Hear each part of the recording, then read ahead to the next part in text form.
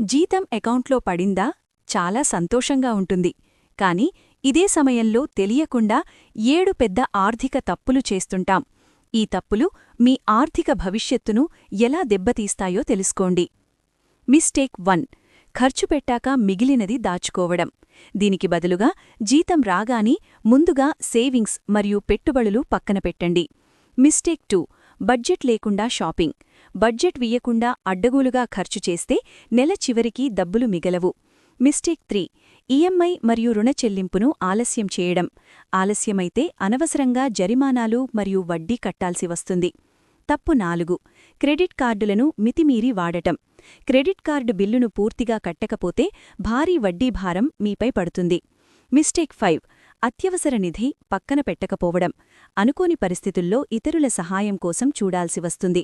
కనీసం 6 నెలల జీతాన్ని అత్యవసర నిధిగా దాచుకోండి. తప్పు 6. హెల్త్ ఇన్సూరెన్స్ తీసుకోకపోవడం. ఒకే ఒక్క అనారోగ్యం మీ మొత్తం పొదుపును హరించివేస్తుంది. మిస్టేక్ 7. ఆర్థిక లక్ష్యాలు లేకపోవడం. మీ జీతం ఎక్కడికి పోతోందో తెలుసుకోవాలంటే రిటైర్మెంట్, ఇల్లు వంటి లక్ష్యాలను పెట్టుకుని వాటికి తగ్గట్టు ప్లాన్ చేయండి.